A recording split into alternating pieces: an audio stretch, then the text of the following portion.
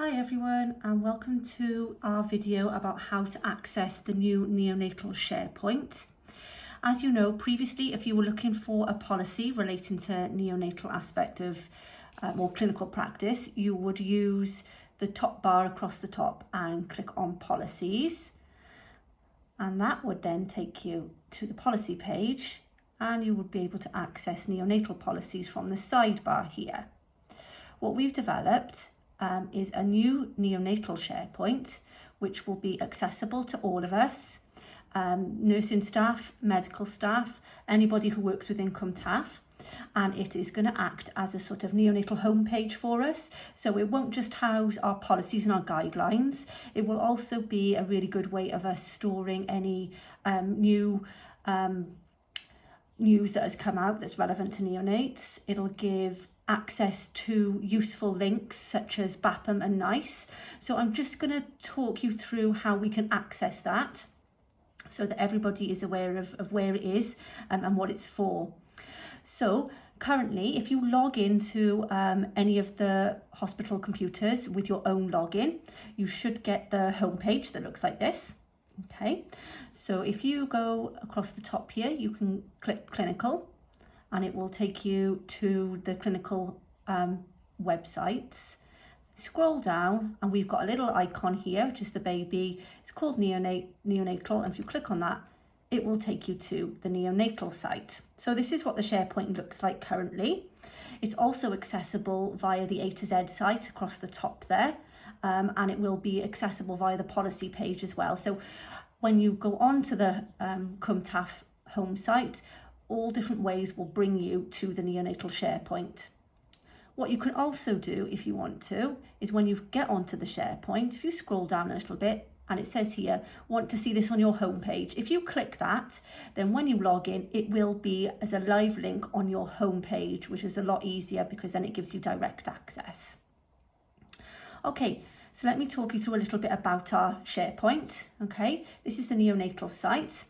And as you all know, we use a lot of neonatal network guidelines. And so what we've done here is we've given direct access straight through to the network. So here where it says first reference, if you're looking for something and you want to use a network guideline, this should always be your first reference. So you'll be able to find them here. This one takes you straight through to the neonatal network Sharepoint. Okay, and then the next one along takes you directly to the neonatal guidelines, which means that they're all there accessible. So when they're updated by the neonatal network, you're always getting the up-to-date version. So those are being stored live by the neonatal network with us having a link directly to them. We've also put in here some referral forms for any chance transfers that you might need, because we felt that these were quite handy to have as an option on our homepage as well. Then we move across to second reference, which at the moment, if you click on that, takes us to our local policies. Okay, so presently it also includes the network guidelines, but what will happen over time is that we will archive some of the network ones because you'll be able to access them directly from the network, so they won't need to be on our list as well. So what you'll find here is any of our local guidelines that we've put together ourselves or that have been put together by colleagues in maternity, health visiting, infection control, or any corporate policies that are related to neonates or of interest to staff within our service.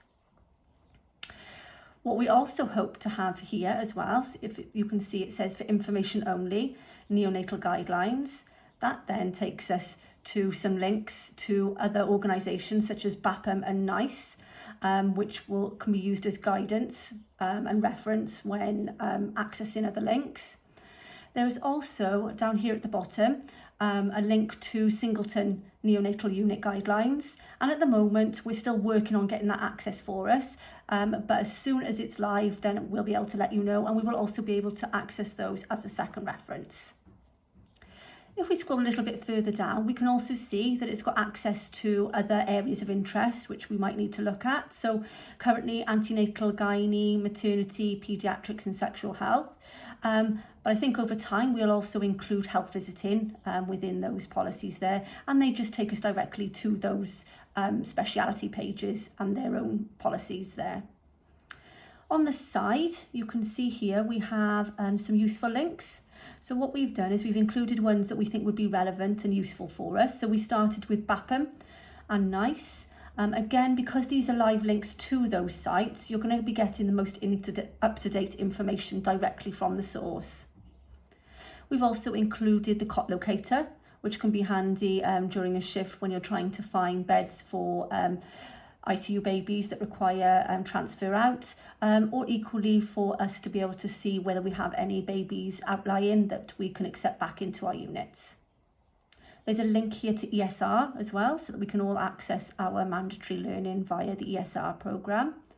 And we've also put some links in here for the most up-to-date neonatal resuscitation guidelines, how to access DATEX, and some staff wellbeing as well. As we develop the site, we really hope that it'll become more of a neonatal homepage than a SharePoint for just guidelines. And so that's where this part will come in down here, the news section. So we hope that this section will be able to be used to share any changes to practice, any good news stories that we want to share, any articles of interest that have been brought in from external places that can be relevant to us. All this kind of thing will be kept in the news section here. So that's it really, that's a whistle-stop tour of the SharePoint. We hope to go live in the next couple of weeks, but it is there now, ready for use. So when you get a chance, have a little look, see if you can find your way round. And if you've got any questions, then just give me a shout. I'm Lisa Baker, available on lisa.baker2@wales.nhs.uk. Thanks everybody.